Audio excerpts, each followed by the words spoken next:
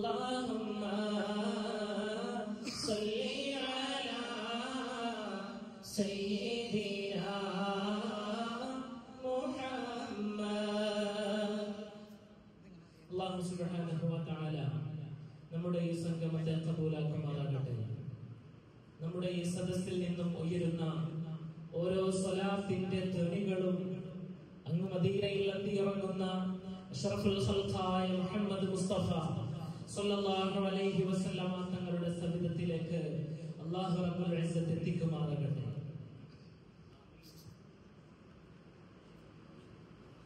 ഹബീബ് മുഹമ്മദ് മുസ്തഫ സ്വല്ലല്ലാഹു അലൈഹി വസല്ലം എത്ര വലിയ അത്ഭുതമാണ്! അവസാനിക്കാത്ത നന്മകളുടെയും അറ്റമില്ലാത്ത അവദാനങ്ങളുടെയും ഉടമയാണ് മുഹമ്മദ് മുസ്തഫ സ്വല്ലല്ലാഹു അലൈഹി വസല്ലം. എത്ര വലിയ മാതൃകകളാണ് നമ്മുടെ മുമ്പിൽ ഹബീബായ തങ്ങൾ ഇട്ടേച്ചു പോയത്. സ്നേഹം എന്തെന്ന് ലോകം തിരിച്ചറിഞ്ഞത് അങ്ങയിലൂടെ അല്ലയോ യാ ഹബീബ് സ്വല്ലല്ലാഹു അലൈഹി വസല്ലം. കാരുണ്യം എന്തെന്ന് ലോകം പഠിച്ചത് അങ്ങയുടെ ജീവിതത്തിൽ നിന്നല്ലയോ മുസ്തഫ സ്വല്ലല്ലാഹു അലൈഹി വസല്ലം. അയൽപക്കക്കാരോട്, കുടുംബക്കാരോട്, സ്നേഹിതരോടും സഹോദരങ്ങളോടും സമൂഹത്തോടും എങ്ങനെ പെരുമാറണമെന്ന് ലോകത്തിന് പഠിപ്പിച്ചു കൊടുത്തത് അങ്ങല്ലയോ മുസ്തഫ സ്വല്ലല്ലാഹു അലൈഹി വസല്ലം. ക്ഷമ എന്തെന്ന് ഈ ലോകത്തിന് പഠിപ്പിച്ചു കൊടുത്തത് അവിടുന്നല്ലയോ? അവിടുന്ന് പറഞ്ഞു പഠിപ്പിക്കുക മാത്രമല്ല ചെയ്തത്, ആ 63 കൊല്ലത്തെ ധന്യജീവിതത്തിന്റെ ഭാഗമായിരുന്നില്ലേ ക്ഷമ?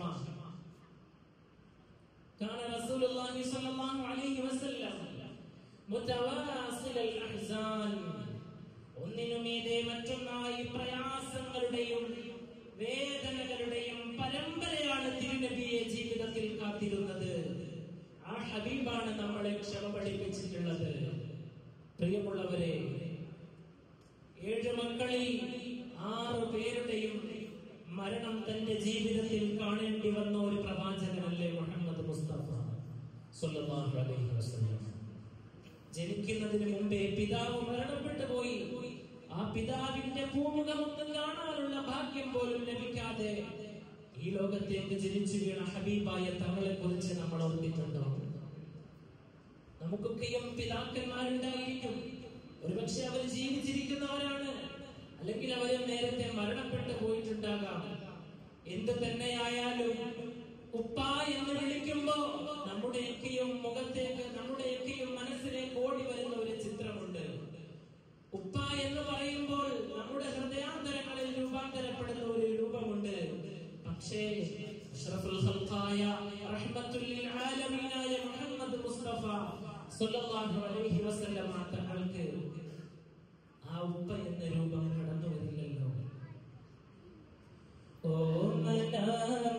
മുഹമ്മദീനെ ഓതിനായ ചില്ല, ഓ മരിക്കാൻ ബാപ്പ വേണം, ബാപ്പ ജീവിപ്പില്ല. ഓ മുഹമ്മദീനെ ഓതിനായ ചില്ല, ഓ മരിക്കാൻ ബാപ്പ വേണം, ബാപ്പ ജീവിപ്പില്ല. അന്ന് മദീനയിലേക്ക് പോയ അബ്ദുള്ള എന്നവർ പിന്നെ മടങ്ങി വന്നിട്ടില്ലല്ലോ. ആമിന ബീവിന്റെ കൽബിൽ നൊമ്പരം പേരൂത്ത്, ആറ്റലായ മോനെയോർത്ത് വേദന കോരോത്ത്.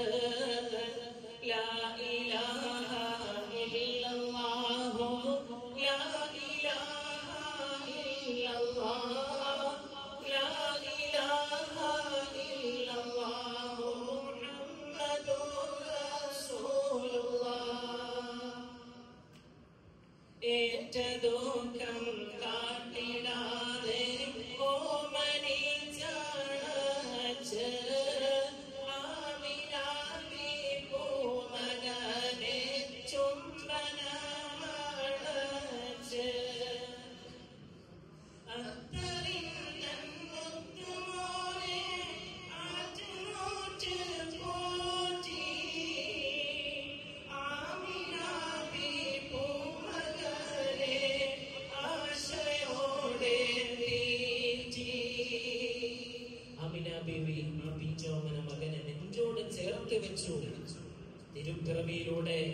മക്കയിൽ അനുഗ്രഹങ്ങൾ പെയ്തിറങ്ങുകയായി.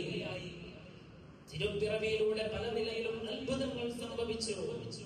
ഹബീബായ തങ്ങളുടെ ആ പൂമുഖം കണ്ടപ്പോൾ തന്റെ പ്രിയതമനായ അബ്ദുള്ള എന്നവരുടെ തിരുവിയോഗത്തിന്റെ സങ്കടം മുഴുവനും ആമിന ബീവിയിൽ നിന്നും മാറിപ്പോയി. ആമിന ബീവി പുഞ്ചിരിച്ചു, സന്തോഷിച്ചു. നൂറാഗയാ നൂറാഗയാ നൂറാഗയാ. കണ്ണഞ്ചും പോലെ എങ്ങും പ്രകാശം കൺമണി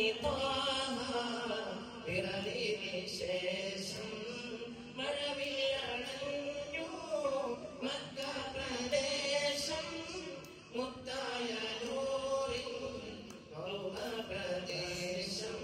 ആമിന ബീവി പുഞ്ചിരിച്ചു നൂറാഗയാ. മക്ക കണ്ണിൽ നൂറിച്ചു നൂറാഗയാ. ലോകമാകെ വെൺപ്രഭ കൊണ്ടു നൂറാഗയാ. മണ്ണും പെണ്ണും ശുക്ര പൊതിഞ്ഞു നൂറാഗയാ. പുകളുകളാലെ പുളകിതമാകെ പൂത്തുലഞ്ഞുലകമിലാകെ നൂറാഗയാ നൂറാഗയാ നൂറാഗയാ നൂറാഗയാ. ആമിന ബീവി ആ പിഞ്ചോമന മകനെ തന്റെ ആ കുടിലിരുന്ന് തട്ടിലാട്ടി താരാട്ട് പാടി ഉറക്കുന്ന ആ രംഗം നമ്മളൊന്ന് ഓർത്തു നോക്കി സഹോദരങ്ങളെ. മക്കത്തെ ഒരു കുടിലിൽ ഇരുന്നു കൊണ്ട് ആമിന ബീവി താരാട്ട് പാടി ഉറക്കുന്നു. മൺകട്ടകളെ കൊണ്ടും കരിങ്കൽ ചീളുകളെ കൊണ്ടും പടുത്തുയർത്തിയ ആ മതിൽക്കെട്ടുകളിൽ ഉള്ളിലിരുന്നു കൊണ്ട് വെയിലേൽക്കാതിരിക്കാൻ ഉണങ്ങിയ ഈന്തപ്പനയുടെ ഓലകൾ കൊണ്ടിങ്ങനെ മേഞ്ഞ ആ ലളിതമായ കുടിലിൽ ഇരുന്നു കൊണ്ട് ആ പൊന്നുമോനെ ആമിന ബീവി താരാട്ട് പാടി ഉറക്കുന്ന രംഗം. രാരീരോ രാരീരോ രാരീരോ രാരീരോ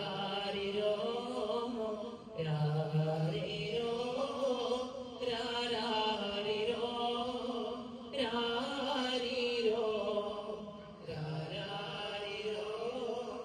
കുഞ്ഞിക്കണ്ണും പൂട്ടി പൊന്നും കിനാവുകൾ അൽഅമീനേ. കണ്ണീരുണങ്ങാത്ത ഉമ്മാന്റെ താരാട്ട് കേട്ടുറങ്ങോ അൽഅമീനേ. രാരീരോ രാരീരോ രാരീരോ രാരീരോ. മക്കത്തെ ഒരു മൺകുടിലിന്റെ ഉള്ളിൽ നിന്നാണല്ലോ ആർദ്രമീയൊരീണം.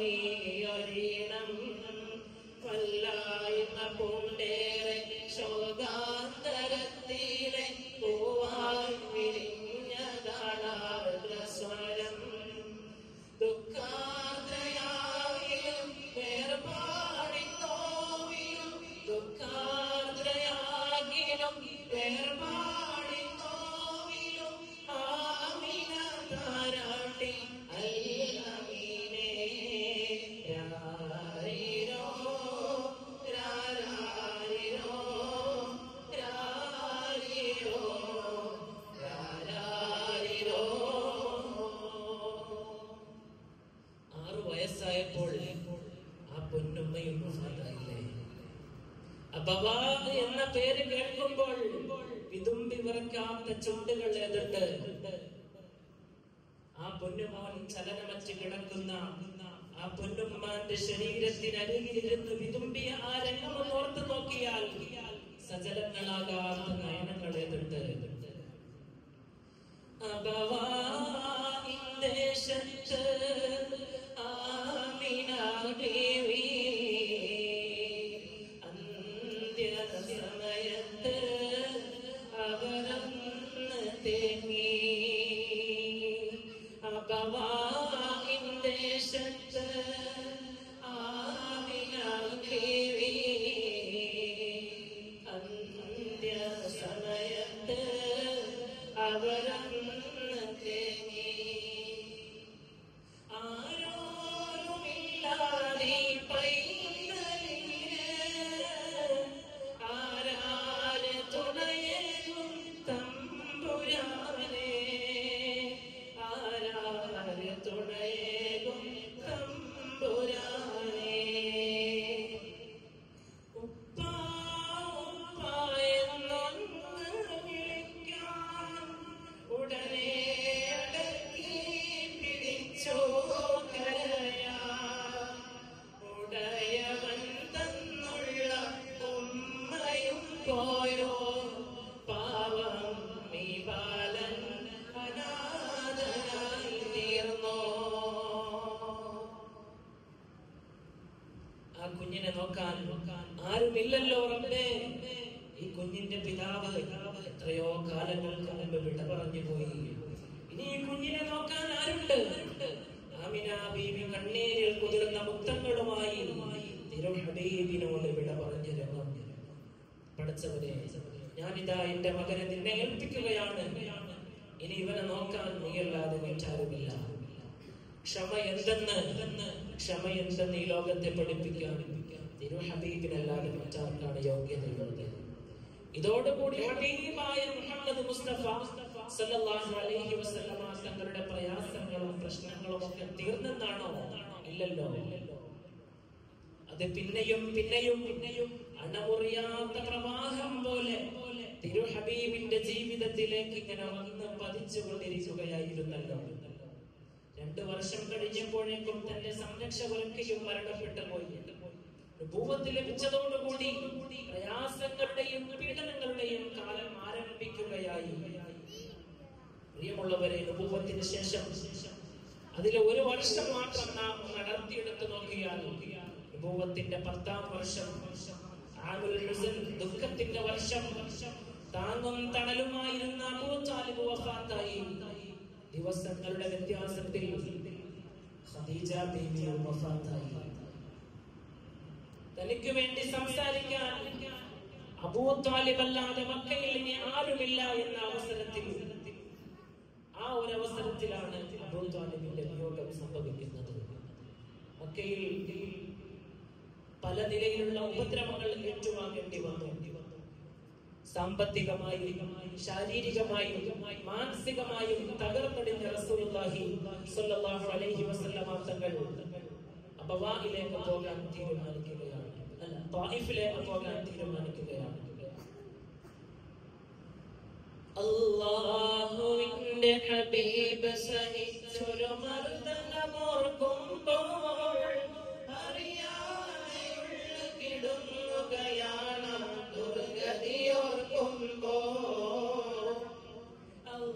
അല്ലാഹുവിന്റെ ഹബീബ് സഹിച്ചൊരു മർദ്ദനമോർക്കുമ്പോൾ അറിയാതെ ഉള്ളുകിടുങ്ങുകയാണ് ദുർഗതിയോർക്കുമ്പോൾ. അനുയായികളിൽ ക്ഷമ തേടും, അതിനായവിടും നിരവോതും, അകതാരിൽ സ്തുതി മൊഴി പാടും, അഹദിൻ വിളി കേൾക്കാൻ കൂടും. പുണ്യ റസൂൽ സുജൂദിൽ വീണ് സുബ്ഹാനിൽ ഇരവോടുന്നു, പൂമലർമയിൽ ഒട്ടകയവശിഷ്ടങ്ങൾ കൊണ്ടത മൂടുന്നു. പൂമകൾ ഫാത്തിമയന്നേരം അത് കണ്ടു വിതുമ്പിക്കരയുന്നു, ആഗ്രഹമാക്കി സുബ്ഹാനിൽ ഇരവോടുന്നു. ഓർക്കാൻ കഴിയുന്നില്ല, കണ്ണീര് തോരുന്നില്ല. ഓർക്കാൻ കഴിയുന്നില്ല, കണ്ണീര് തോരുന്നില്ല. അല്ലാഹുവിന്റെ ഹബീബ് സഹിച്ചൊരു മർദ്ദനമോർക്കുമ്പോൾ അറിയാതെ ഉള്ളു കിടുങ്ങുകയാണ് ദുർഗതിയോർക്കുമ്പോൾ. നബി സല്ലല്ലാഹു അലൈഹി വസല്ലമ തങ്ങളും സെയ്ദ് ഇബ്നു ഹാരിസ റളിയല്ലാഹു അൻഹു മക്കയിൽ നിന്ന് ത്വായിഫിലേക്ക് യാത്ര തിരിച്ചു. 80 കിലോമീറ്റർ ദൂരം കാൽനടയായിട്ടുള്ള യാത്ര. ത്വായിഫിലേക്ക് എത്തി. ആദ്യം കണ്ട ആളുകൾ തന്നെ ഹബീബായ തങ്ങളോട് വളരെ മോശമായി പെരുമാറി. പല ആളുകളെയും ഹബീബായ തങ്ങൾ ചെന്ന് കണ്ടു. അവരെല്ലാം നബി തങ്ങളുടെ വിളിയാണത്തിന് ഉത്തരം നൽകിയില്ല. അവർ ഉപദ്രവിക്കാൻ തുടങ്ങി, കളിയാക്കാൻ തുടങ്ങി. അവരുടെ വീട്ടിലെ പിള്ളേരെ കൊണ്ട്, സുഖമില്ലാത്ത കുട്ടികളെ കൊണ്ട്, തെരുവ് പിള്ളേരെ കൊണ്ട് നബി തങ്ങളെ തൂക്കി വിളിച്ചു, കല്ലെറിഞ്ഞു, ഉപദ്രവിച്ചു. നബി സല്ലല്ലാഹു അലൈഹി വസല്ലമ തങ്ങൾ പറഞ്ഞു, നിങ്ങൾ എനിക്ക് അഭയം തന്നില്ലെങ്കിൽ വേണ്ട, നിങ്ങൾ എനിക്ക് അഭയം തന്നില്ലെന്ന കാര്യം നിങ്ങൾ മക്കക്കാരോട് വിളിച്ചോതരുത്. അതെനിക്ക് അഭിമാനത്തിന് ക്ഷതമാണ്. അതും അവർ കേട്ടില്ല. റസൂലുള്ളാഹി സ്വല്ലല്ലാഹു അലൈഹി വസല്ലമ തങ്ങൾ തളർന്ന് ഒരു സ്ഥലത്തിരുന്നാൽ അവർ വരും, നിബിധങ്ങളെ എഴുന്നേൽപ്പിക്കും, വീണ്ടും നടത്തിക്കും.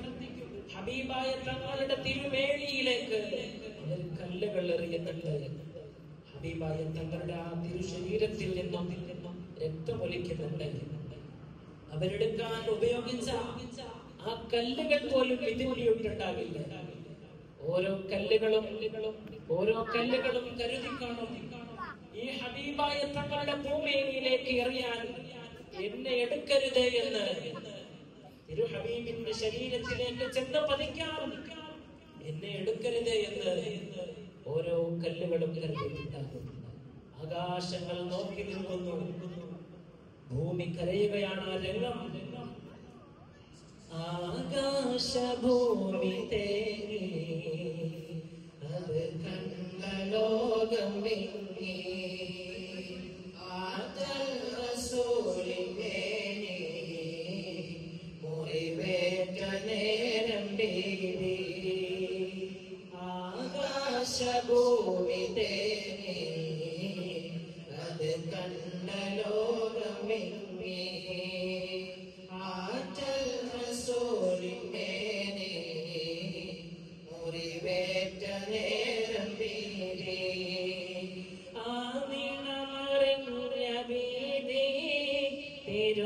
തിരുത്തായിഫിന്റെ ഭൂമി, തിരുത്തായിഫിന്റെ ഭൂമി. ആ കല്ലുകൾ വിതുമ്പി കണ്ണിൽ പെടാതെ നോക്കി. ശറഫുറ്റ മേനി തുളയ്ക്കാൻ എടുക്കല്ലേ എന്ന് കെഞ്ചി. ആ കല്ലുകൾ വിതുമ്പി കണ്ണിൽ പെടാതെ നോക്കി. ശറഫുറ്റ മേനി തുളയ്ക്കാൻ എടുക്കല്ലേ എന്ന് കെഞ്ചി. ആകാശഭൂമി തേങ്ങി അത് കണ്ട ലോകം വിങ്ങി. ആറ്റൽ റസൂലിന്മേനി മുറിവേറ്റ നേരം ബീവി.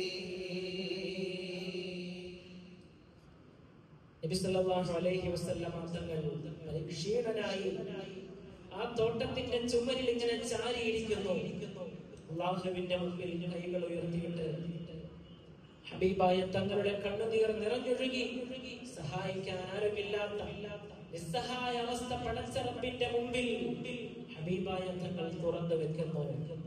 അന്ന് റസൂലുള്ളാഹി സ്വല്ലല്ലാഹു അലൈഹി വസല്ലമ തങ്ങൾ നടത്തിയ പ്രാർത്ഥന കരളലിയിപ്പിക്കുന്ന പ്രാർത്ഥനയാണ്. اللهم إليك أشكو ضعف قوتي وقلة حيلتي وهواني على الناس.